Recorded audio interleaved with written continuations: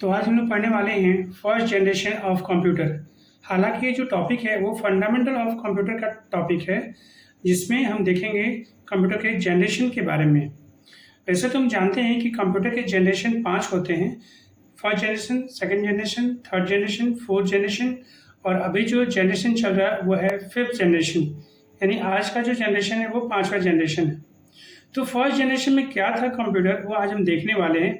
बहुत ही important topic है ये, बिल्कुल मिस मत कीजिएगा। वीडियो को बार बार देखिएगा, हर पॉइंट्स को बिल्कुल याद रखिएगा। अगर आप कंपटीशन की तैयारी कर रहे हो, चाहे वो रेलवे की हो, चाहे वो बैंकिंग की हो, चाहे एसएससी की हो, चाहे यूपीएससी की हो, या कोई भी आप सेक्टर में आप कंपटीशन की तैयारी कर रहे हो, ये वीडियो बहुत ही हेल्पफुल है।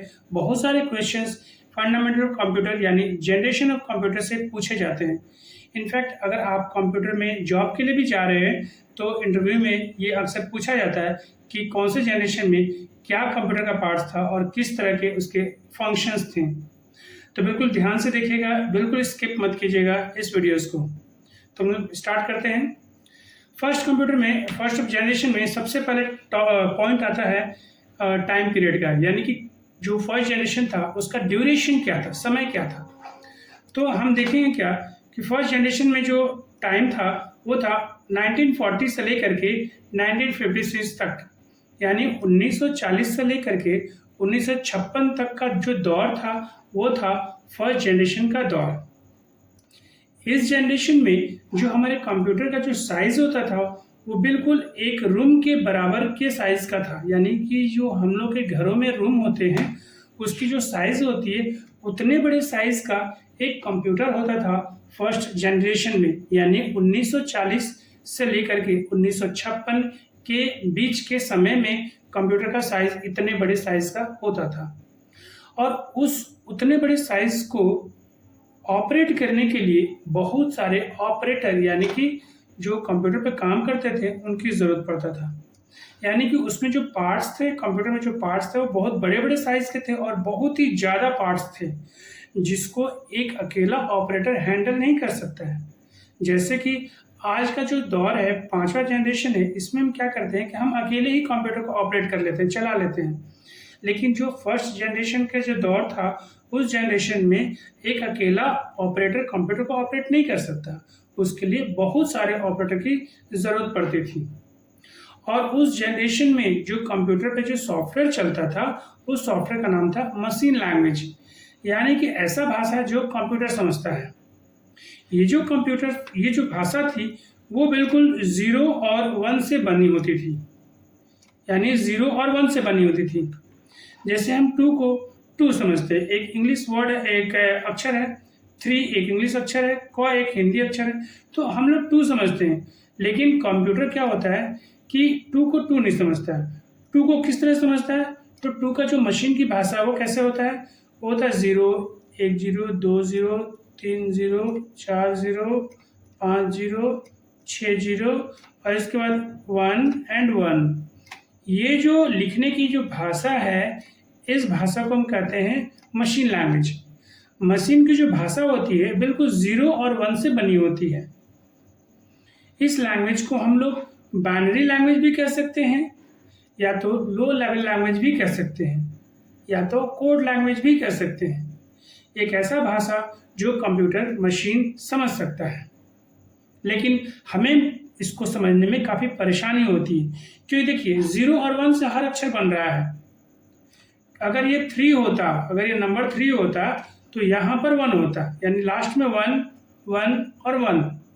अगर ये 4 होता तो एक्चुअली होता क्या है कि कीबोर्ड में हम लोग कोई नंबर प्रेस करते हैं, जैसे मान लिया 4 इनपुट किया हमने, तो कंप्यूटर के जो दिमाग में यानी सीपीयू में जाते जाते ये अक्षर मशीन की भाषा में बदल जाता है। हाल ही आज की जनरेशन की बात बोल रहा हूँ। उस जनरेशन में क्या था कि हम लोग बिल्कुल कोड पे ही काम करते थे, इस कोड पे ही काम करते थे, कंप्यूटर का तुरंत समझ जाता था। लेकिन आज जो फिफ्थ जनरेशन चल रहा है, इस जनरेशन में हम कोड पे काम नहीं करते हैं, हम करते हैं अपने इंग्लिश लैंग्वेज पर। और हमारे लैंग्वेज और इस कोड लैंग्वेज के बीच में कोई है जो हमारी भाषा को मशीन की भाषा में बदल देता है, उसको कहते हैं लैंग्वेज ट्रांसलेटर यानी ऑपरेटिंग सिस्टम। तो आज जो हम लोग विंडो पढ़ते हैं, जो आगे हम पढ़ने वाले हैं, विंडो में फीचर्स है, ये गुण है कि हमारे इंग्लिश लैंग्वेज को मशीन की लैंग्वेज में बदल देता है। यानी अगर हम कोई 4 बटन प्रेस करें कीबोर्ड में, तो 4 तो कीबोर्ड से हम प्रेस कर दिए, लेकिन सीपीयू में जाते जाते क्या होता है कि मशीन की भाषा यानी कोड में कन्वर्ट कर देता है और कंप्यूटर समझ जाता है ओहो आपने ये बटन प्रेस किया है। फिर जो भी प्रोसेसिंग होती है, जैसे मान लिया हमने नेक्स्ट प्लस प्रेस किया और फिर नेक्स्ट 2 प्रेस किया, यानी हम कंप्यूटर को कह रहे हैं कि आप 4 + 2 को जोड़ के बताइए। तो पहले क्या हुआ कि हमने 4 बटन दबाया, तो जो बीच का जो इंटरप्रेटर होता है, जो कंपाइलर होता है, जो ऑपरेटिंग सिस्टम होता है या जो लैंग्वेज ट्रांसलेटर होता है, उसने क्या किया 4 अक्षर को बाइनरी लैंग्वेज यानी मशीन की लैंग्वेज में कन्वर्ट करके कंप्यूटर को दे दिया और कंप्यूटर समझ गया कि हाँ भाई ये आपने 4 प्रेस किया है। नेक्स्ट हमने प्लस प्रेस किया, प्लस को भी कन्वर्ट करके कंप्यूटर को दे दिया गया। कंप्यूटर समझ गया अच्छा आपने प्लस साइन प्रेस किया है। फिर नेक्स्ट हमने 2 प्रेस किया, तो फिर क्या हुआ कि ये जो बीच में जो लैंग्वेज ट्रांसलेटर है वो क्या किया कि फिर लैंग्वेज को कन्वर्ट करके कंप्यूटर को दे दिया। कंप्यूटर समझ गया अच्छा आप नेक्स्ट आपने 2 प्रेस किया, यानी कि आप जोड़ना चाहते हैं 4 + 2, तो कंप्यूटर जो अंदर में हल करेगा वो बिल्कुल इस कोड लैंग्वेज पर ही हल करेगा। जैसे 4 का हो गया ये वाला बाइनरी लैंग्वेज, 2 का होता है इसी तरह का होगा बाइनरी लैंग्वेज में, और उस पर ऑपरेशन करेगा, काम करेगा, उस पर रिजल्ट भी बाइनरी लैंग्वेज में ही देगा, यानी कोड लैंग्वेज में ही देगा, यानी मशीन लैंग्वेज में ही देगा आंसर। लेकिन हमारे तक आते आते यानी हमें जो इसका आउटपुट 6 दिखाता है वो बिल्कुल, हालांकि अंदर में तो सारा प्रोसेसिंग हुआ है मशीन लैंग्वेज में, लेकिन हम तक पहुंचते पहुंचते क्या हुआ वो इंग्लिश लैंग्वेज में आ जाता है। यानी कि इसके हमारे और कंप्यूटर के बीच में जो एक लैंग्वेज ट्रांसलेटर बैठा हुआ है उसने क्या हुआ कि मशीन की भाषा को बदल करके हमारे इंग्लिश भाषा में हमें आउटपुट दे दिया है।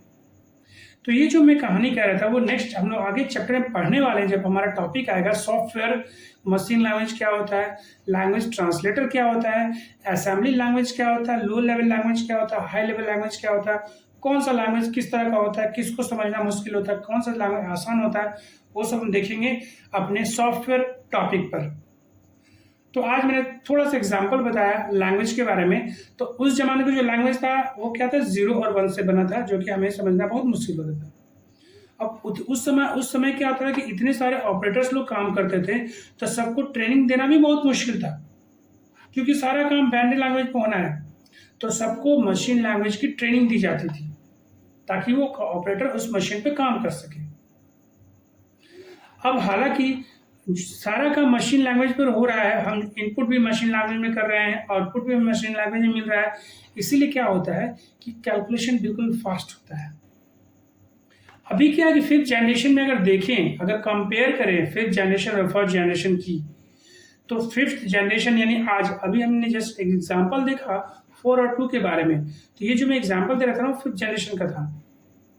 तो 5th जनरेशन ये आज के ज़माने में क्या होता है, अगर हम 4 + 2 को जोड़ें और जितनी देर में ये आंसर मुझे मिलेगी उससे कहीं फास्ट आंसर मुझे मिलता फर्स्ट जनरेशन में। क्यों? क्योंकि लैंग्वेज ट्रांसलेट करने की ज़रूरत ही नहीं था फर्स्ट जनरेशन में, क्योंकि फर्स्ट जनरेशन में सारा काम तो कोड लैंग्वेज पर ही होता था, मशीन तुरंत समझ जाता था। लेकिन अभी क्या है 5th जनरेशन में कि हम अपने इंग्लिश लैंग्वेज में टाइप कर रहे हैं, अंदर कंप्यूटर में जा रहा है मशीन लैंग्वेज में, सारा प्रोसेस हो रहा है मशीन लैंग्वेज में, और फिर हमें कन्वर्ट करके फिर इंग्लिश लैंग्वेज में मिल रहा है। तो ये कन्वर्जन के चलते थोड़ा स्पीड कम हो जाता है। इसीलिए हम मान के चलेंगे कि फर्स्ट जनरेशन में जो कैलकुलेशन था, जोड़ घटाव गुणा भागा, इसकी जो स्पीड थी वो फास्ट थी as compare to 5th generation. Next हम आगे देखते हैं जो कंप्यूटर का जो साइज था, जैसे मैंने बताया अभी कि कंप्यूटर का जो साइज है वो बिल्कुल एक रूम के साइज के बराबर है। तो देखिए यहाँ पर ये कंप्यूटर, एक कंप्यूटर का ये फोटोग्राफ दिखाई जा रही है आपको, इतने बड़े सिर्फ एक कंप्यूटर, और भी कंप्यूटर के पार्ट्स है जो कि स्क्रीन में नहीं दिख रहा है, और इतने बड़े बड़े साइज के कंप्यूटर होते थे। और इसमें जैसे ये एक ऑपरेटर है, ये सिर्फ एक ऑपरेटर नहीं है इस कंप्यूटर को चलाने के लिए, इस तरह के कई ऑपरेटर्स होते हैं जो अलग अलग कंपोनेंट्स को वर्क करते हैं, ऑपरेट करते हैं।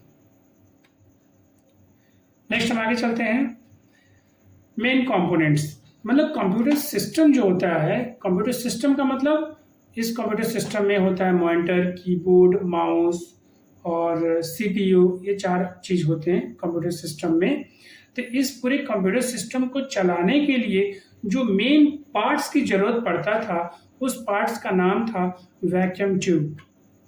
यानी कि वैक्यूम ट्यूब एक ऐसा मशीन है, एक डिवाइस है, जो कि बिल्कुल शीशे की ग्लास, सील्ड ग्लास, जैसे हमारा घरों में बल्ब होते हैं वो शीशे के होते हैं और बिल्कुल सील होता है, चारों तरफ से पैक होता है, और उसमें क्या होता है, इलेक्ट्रिसिटी फ्लो करता है उसके अंदर से। जैसे फोटोग्राफ में आपको दिखा रहा हूँ, ये देखिए, ये है वैक्यूम ट्यूब का फोटोग्राफ। ये बिल्कुल शीशे से बना हुआ है, बल्ब के जैसा, और इसके अंदर में इलेक्ट्रोड्स लगे हुए हैं और इसके अंदर से इलेक्ट्रिसिटी फ्लो करती है। ये सारे वैक्यूम ट्यूब्स हैं। आप देखेंगे इस तरह के बहुत सारे वैक्यूम ट्यूब्स इस कंप्यूटर सिस्टम में लगे हुए हैं, फर्स्ट जनरेशन के कंप्यूटर में, और सारे इस वैक्यूम ट्यूब के बीच से इलेक्ट्रिसिटी फ्लो कर रही है। तो अब ये वैक्यूम ट्यूब का रोल क्या है? वैक्यूम ट्यूब क्या करता है कि it controls the flow of electric current. ये जो इलेक्ट्रिक करंट है, जो बिजली है, उसके फ्लो को कंट्रोल करता है। यही मेन फंक्शन है वैक्यूम ट्यूब का। नेक्स्ट और क्या करता है? तो वैक्यूम ट्यूब क्या करता है, डाटा को स्टोर भी करता है और प्रोसेस भी करता है। यानी इस वैक्यूम ट्यूब जो था, ये जो वैक्यूम ट्यूब था, इसका काम क्या है? ऐसा काम है कि इलेक्ट्रिसिटी को कंट्रोल करना, फ्लो को कंट्रोल करना, डाटा को स्टोर करना और डाटा को प्रोसेस करना। इसीलिए इस वैक्यूम ट्यूब को मेन कंपोनेंट कहा जाता है इस पूरे कंप्यूटर सिस्टम का। अब सोचिए कि मॉनिटर हो चाहे सीपीयू है, ये सारे डिवाइस जो है वो वैक्यूम ट्यूब से ही बना हुआ है। तो आप बताइए कि बहुत सारे वैक्यूम ट्यूब्स की ज़रूरत पड़ा होगा इस मॉनिटर को चलाने के लिए या सीपीयू को चलाने के लिए। ये जो वैक्यूम ट्यूब है उसको फर्स्ट टाइम हमारे British engineer John Ambrose Fleming ने ही डिज़ाइन किया था, वो अभी यूएस में है। नेक्स्ट हम देखेंगे कि इतने सारे बल्ब के यूज होने के कारण बहुत सारे इलेक्ट्रिसिटी की ज़रूरत पड़ती थी। यानी इतने सारे बल्ब को अगर चलाना है तो आपको बहुत ज़्यादा इलेक्ट्रिसिटी देना होगा। A huge amount of electricity was required to operate all the parts of machine. Machine के हर पार्ट को चलाने के लिए आपको बहुत इलेक्ट्रिसिटी की ज़रूरत पड़ती थी, क्योंकि उसमें बहुत large number of vacuum tubes भी लगे हुए थे। अगर बहुत सारे बल्ब लगे हुए अब एक मशीन में, तो सोचिए उसमें कितना हीट निकलता होगा। तो हमारा नेक्स्ट टॉपिक है हीट प्रोडक्शन। यानी due to the usages of large number of vacuum tubes, बहुत सारे वैक्यूम ट्यूब्स के इस्तेमाल के कारण बहुत ज़्यादा हीट निकलती थी मशीन से। उस समय का जो इनपुट डिवाइस था, जो मशीन जिसके द्वारा हम डाटा कंप्यूटर में डालते थे, उस डिवाइस का नाम है पंच्ड कार्ड और टेप ड्राइव। चलिए मैं फोटो दिखाता हूँ पंच्ड कार्ड कैसे होते हैं। तो ये है पंच्ड कार्ड। ये जो कार्ड है देख रहे हैं आप, इसका नाम है पंच्ड कार्ड। एक ऐसा कार्ड जिस पर कुछ पंच की गई, मतलब कुछ छेड़ा की गई हो, इस कार्ड को हम लोग कहते हैं पंच्ड कार्ड। इसी कार्ड के द्वारा हम डाटा को इनपुट करते थे कंप्यूटर में। और देखिए इस कार्ड पर क्या होता है कि इस मशीन के द्वारा पंच की जा रही है, इसमें छेदा छेदा की जा रही है। इस कार्ड को हम लोग मशीन में डाल देते थे और इस तरह से डाटा कंप्यूटर में इनपुट होती थी। तो फर्स्ट जनरेशन में जो भी डाटा इनपुट की जाती थी वो पंच्ड कार्ड और टेप ड्राइव के द्वारा ही की जाती थी। अब नेक्स्ट है आउटपुट डिवाइस। मतलब जो हमें डाटा आउटपुट मिलता था, जो रिजल्ट हमें मिलता था, वो मिलता था मैग्नेटिक टेप डिवाइस के द्वारा। मतलब एक मैग्नेटिक टेप एक ऐसा मशीन था जिसके द्वारा हमें आउटपुट यानी रिजल्ट मिलता था। अब मैं दिखाता हूँ आपको मैग्नेटिक टेप किस तरह का था। तो ये है मैग्नेटिक टेप। मैग्नेटिक टेप क्या है कि एक ऐसा मशीन है जिसके द्वारा हमें रिजल्ट मिलता है। आप शायद देखे होंगे पहले जो गाना सुनते थे हम लोग, वो रील यानी कैसेट वाला रील वाला कैसेट था, जिसमें इस तरह का दो गोला बना था और उस पर बहुत सारे थिन फिल्म का एक रील लगा रहता था इस तरह से, आप शायद जरूर देखे होंगे या आप अगर किसी से पूछेंगे तो पता चल जाएगा। मार्केट में बहुत ही कम रेयरली मिलेगा देखने के लिए अब। तो इसी तरह का कुछ डिवाइस था जिस पर डाटा हमें आउटपुट मिलता था। नेक्स्ट हमारा टॉपिक है स्पीड, यानी कि जिस प्रोसेस के द्वारा अगर हम डाटा को कंप्यूटर में डालते थे या जिस प्रोसेस से हमें डाटा मिलता था उसकी जो स्पीड थी, उसकी जो प्रोसेसिंग स्पीड थी वो बहुत ज़्यादा स्लो थी। यानी बहुत स्लोली डाटा कंप्यूटर में इनपुट कर पाते थे और स्लोली ही डाटा को हम कंप्यूटर से आउटपुट निकाल पाते थे। हम देखेंगे डाटा स्टोरेज के बारे में। तो हमारे पास मैग्नेटिक ड्रम नाम का एक डिवाइस था जिसमें हम डाटा को स्टोर करते थे। देखते हैं इसकी पिक कैसी है थी। तो ये है डाटा स्टोर करने की मशीन, इसको मैग्नेटिक ड्रम कहते हैं, जिससे हम डाटा को स्टोर करते थे। अभी जो डाटा स्टोर के लिए आप देखते हैं पेन ड्राइव है, हार्ड डिस्क है, इसमें हम डाटा को स्टोर करते हैं, लेकिन उस फर्स्ट जनरेशन में डाटा हम इसी ड्रम में स्टोर करते थे। नेक्स्ट अगर हम कॉस्टिंग की बात करें तो उस जनरेशन के कंप्यूटर को परचेस करना बहुत कॉस्टली था, या अगर आप डिज़ाइन करने जाए, बनाने जाए तो भी वो काफ़ी कॉस्टली था। अब उस जमाने के जो कंप्यूटर थे उसका नाम क्या है वो देखते हैं। सबसे पहले EDVAC, इसका पूरा नाम है electronic discrete variable automatic computer. इसका पूरा नाम जरूर याद रखिएगा, ये फुल फॉर्म कंपटीशन में जरूर पूछता है। हर कंपटीशन और रेलवे, बैंकिंग, UPSC जितने भी कंपटीशन है सभी में फर्स्ट जनरेशन से क्वेश्चन आता ही आता है। या तो कभी पूछ दिया कौन से ईयर में किस साइंटिस्ट ने किस कंप्यूटर को डिज़ाइन किया था। जैसे ये जो फर्स्ट जनरेशन कंप्यूटर है EDVAC, इसका फुल फॉर्म क्या है, ये सारी चीज़ें पूछे जाते हैं। फर्स्ट जनरेशन कंप्यूटर का स्टोरेज डिवाइस का नाम बताइए क्या था, फर्स्ट जनरेशन में जो कंप्यूटर का साइज़ था वो कितने बड़े साइज़ का होता था, या उसकी स्पीड कितनी बड़ी थी, या जो मेन कंपोनेंट क्या था वो कौन सा डिवाइस था। ये सारी चीज़ें मोस्ट इम्पॉर्टेंट है एग्ज़ाम्स के लिए। तो हम यहाँ आगे देखते हैं कि जो पहला कंप्यूटर था उस ज़माने का वो था EDVAC, और इनको इन्वेंट किसने किया, इनको इन्वेंट किया है जे प्रेस्पर साइंटिस्ट ने 1944 में, यानी 1944 में इसको सबसे पहले आविष्कार की गई थी जे प्रेस्पर साइंटिस्ट के द्वारा। और इसकी जो आविष्कार जो की गई थी वो किस पर्पज से, कैलकुलेशन पर्पज से, यानी जोड़ घटाव गुना भागा के पर्पज से इस मशीन को डिज़ाइन की गई थी। जब उस जमाने में देखा गया कि जे प्रेस्पर जी ने एक सक्सेसफुल कंप्यूटर को डिज़ाइन किया है, तो एक US के एक लेबोरेटरी जिसका नाम था बैलिस्टिक रिसर्च लेबोरेटरी, इन्होंने क्या किया कि एक न्यू कंप्यूटर का कॉन्ट्रैक्ट डॉक्टर प्रेस्पर जी को दिया गया, और उनके लिए उनकी जो बजट रखी गई थी वो थी $1 लाख।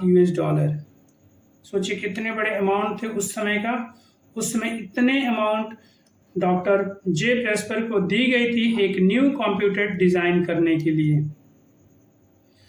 डॉक्टर जे प्रेस्पर ने बहुत मेहनत किया और 3 साल के बाद यानी कि 1949 में उन्होंने इस न्यू डिज़ाइन कंप्यूटर को लेबोरेटरी को हैंडल कर दिया।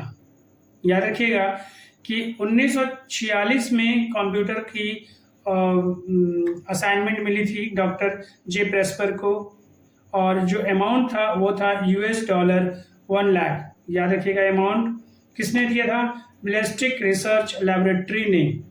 और आफ्टर द कवरेज ऑफ 1947 उन्होंने लेबोरेटरी को ये वापस कर दिया। नेक्स्ट हम पॉइंट देखेंगे सेकेंड कंप्यूटर। उस जमाने का सेकेंड कंप्यूटर का नाम था ENIAC, यानी electronic numerical integrator and computer. Definition जरूर याद रखिएगा, फुल फॉर्म जरूर याद रखिएगा। इसको सबसे पहले इन्वेंट की गई थी 1945 में, और जो इन्वेंटर थे वो थे जॉन मैकले एंड जे प्रेस्पर इकार्ट, जो US के रहने वाले थे। इन्होंने सबसे पहले 1945 में ही डिज़ाइन किया था, और ये जो डिज़ाइन हुई थी वो भी कैलकुलेशन पर्पज से ही की गई थी। तीसरे कंप्यूटर का नाम है UNIVAC, यानी यूनिवर्सल ऑटोमेटिक कंप्यूटर। जिसको सबसे पहले 1948 में जॉन मैकले एंड जे प्रेस्पर इकार्ट ने ही डिज़ाइन किया था। और इसको जो डिज़ाइन किया था वो बिजनेस पर्पस के अकॉर्डिंग डिज़ाइन की गई थी। नेक्स्ट जो चौथा कंप्यूटर है वो है IBM 650, यानी IBM का पूरा नाम है इंटरनेशनल बिजनेस मशीन 650। ये जो इन्वेंट हुई थी, ये जो डिज़ाइन हुई थी वो थी Hamilton and James J Troy के द्वारा मिड 1950 में। इसी समय पर ये पहली बार आविष्कार की गई थी। और ये जो मशीन की आविष्कार हुई थी वो डाटा प्रोसेसिंग पर्पस के लिए इस्तेमाल की गई थी।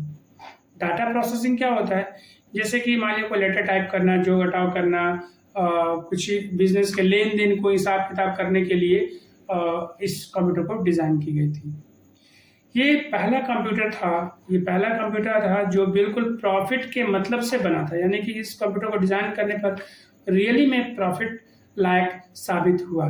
इसीलिए उस जनरेशन यानी 1962 में लगभग 200 कंप्यूटर सिस्टम डिज़ाइन की गई थी। याद रखिएगा, 1962 में ये फ़ायदेमंद साबित होने के कारण 200 कंप्यूटर सिस्टम डिज़ाइन की गई थी। और जो डिज़ाइनर थे यानी इन्वेंटर थे mister Hamilton and James J Troy ही थे जो कि डिज़ाइन किए थे। नेक्स्ट कंप्यूटर का नाम है IBM 701। IBM एक कंपनी है जो कि कंप्यूटर बनाती है और इसका पूरा नाम है इंटरनेशनल बिजनेस मशीन। इस कंप्यूटर का पूरा नाम है इंटरनेशनल बिजनेस मशीन 701। इस मशीन को 1952 में बनाया गया था और जो इन्वेंटर थे वो थे ज़ैरियर हेडार्ड एंड नेथनियल रस्टर। ये जो कंप्यूटर था इसको जो बनाए गए थे, डिज़ाइन किए गए थे, बिल्कुल साइंटिफिक एंड रिसर्च पर्पस से, यानी कि साइंटिफिक और छानबीन पर्पस से इस कंप्यूटर को डिज़ाइन की गई थी। और ये जो कंप्यूटर था वो IBM कंपनी का फर्स्ट कंप्यूटर था जो कि लॉन्च हुआ था। तो ये थे कुछ पॉइंट्स फर्स्ट जनरेशन के बारे में।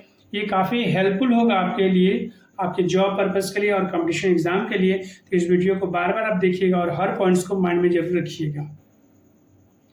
तो नेक्स्ट वीडियो में हम लोग मिलेंगे सेकंड जनरेशन के बारे में। हम देखेंगे कि जो नेक्स्ट जनरेशन आया था उसमें क्या कंप्यूटर के साइजेस में कुछ वेरिएशन आया, चेंजेस आई क्या? वैक्यूम ट्यूब जो बेस्ड यानी मेन कंपोनेंट था फर्स्ट जनरेशन, क्या सेकंड जनरेशन में भी लोग वैक्यूम ट्यूब पे काम करते थे या कुछ और था? जो स्पीड थी इनपुट आउटपुट और प्रोसेसिंग क्या बढ़ा या सेम था? जो इलेक्ट्रिसिटी काफ़ी कंज्यूम होते थे और हीट काफ़ी एमिट होती थी, तो क्या रियली में आज भी सेकंड जनरेशन में भी वही हाल था? ये सारी चीज़ें हम देखने वाले हैं सेकंड जनरेशन में। तो बिल्कुल हमारे वीडियो को मिस मत कीजिएगा और ज़रूर हमारे सारे जनरेशन को ध्यान से देखिएगा।